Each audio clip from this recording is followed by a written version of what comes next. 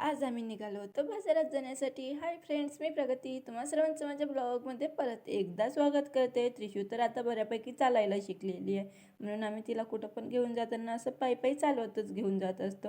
पण पुढे जाऊन ना रस्ता होता, तर रस्त्यावर अख्खी गाड्या वगैरे येत होत्या, म्हणूनच मी परत तिला उचलून घेतलेली होती.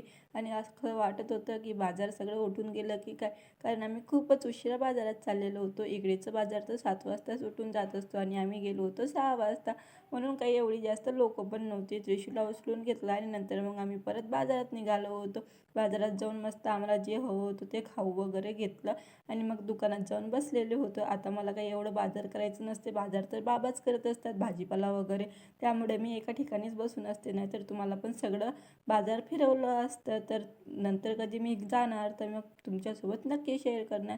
संध्याकाळच्या टाईमला ना मस्त असं ढगांमधून चंद्र बाहेर येत होतं, तर मस्त वाटत होतं, म्हणूनच मी एक क्लिप घेतलेली होती आणि तेच मी तुमच्यासोबत शेअर करत आहे. त्यानंतर दुसऱ्या दिवशी ना आम्हाला जायचं होतं ग्रामपंचायतमध्ये, तर आम्ही दोघं निघालो होतो ग्रामपंचायतमध्ये जाण्यासाठी.